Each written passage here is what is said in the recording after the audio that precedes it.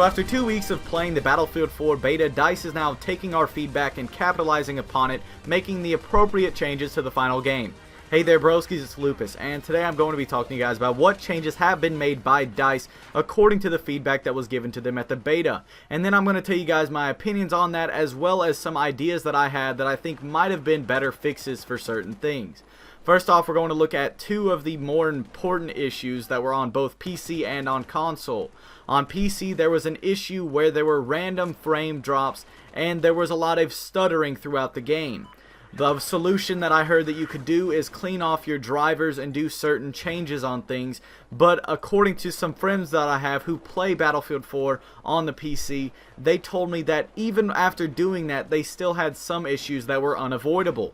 DICE is now gathering information from experiences that people have had and are trying to fix it to the best of their ability. I'm not sure if this is going to be the correct solution or if this is going to be as good as we might assume, but they are trying, and I can guarantee that it is going to be much better than it was in the beta.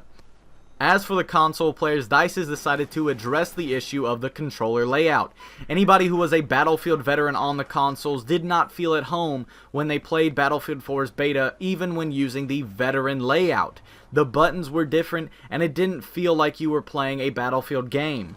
DICE has now addressed this issue and has recognized their console fan base and has decided to add a new controller layout called Legacy that will resemble the original Battlefield layout from Battlefield 3 and Bad Company 2 as much as possible. I'm assuming this is going to be something like the spot button is going to return to the back button, the knife is going to return to the bumper, getting in vehicles is going to return to B, and the crouch is going to return to the joystick. Other than that, they are going to have to move things around just so that they can get their new features such as the battle log feature on the controller in certain spots.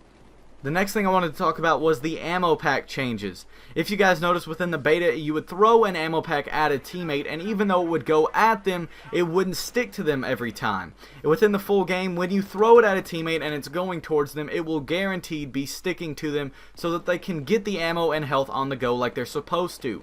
Also, if the ammo pack is on the ground and you walk over it, you will immediately get 2 magazines, and in order to get 4 more magazines, you will have to stand around it for a little bit unless it is already attached to you.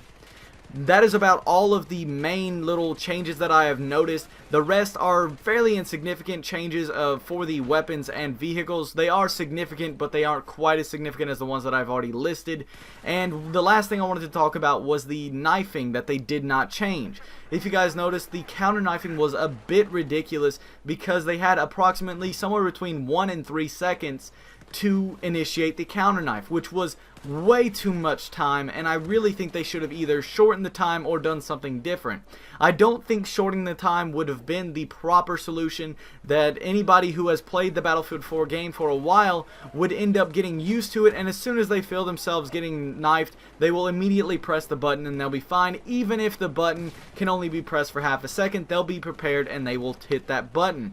The change that I think would have been better is something that I noticed that was actually added within the water. I was actually playing with some friends on an empty server, and I started knifing my friend in the water from the front. He started pressing B to counter me, and I started mashing B back so that I could knife him back. And what ended up happening was I ended up getting the kill even though he had counter knifed because I ended up mashing the button more. So I believe there was a button mashing system that was added in water knifing but wasn't added onto the ground. I think that they should take what they already had, what mechanic they had in the water for counter knifing, and put that anywhere else on the map, and I think that will be the proper fix. Now, I'm not saying that the counter knifing should go on forever, so the button mashing shouldn't just continue until somebody wins, but maybe it should last anywhere from 2 to 5 seconds, and whoever has pressed the button the most in that amount of time will get the knife. So you just have to button mash it out until the time comes, and then whoever has mashed it the most will end up getting the kill. I think that's the proper solution. It will kind of randomize how it is, and it will be more of a challenge to get the counter knife if somebody you are knifing is more prepared. But anyways guys, that is all for this video. I hope you guys did enjoy. If you did, be sure to like and subscribe if you haven't already. I'd love to hear your opinions in the comment section down below, but as always, this has been Lupus, and I'll catch you guys in the next one.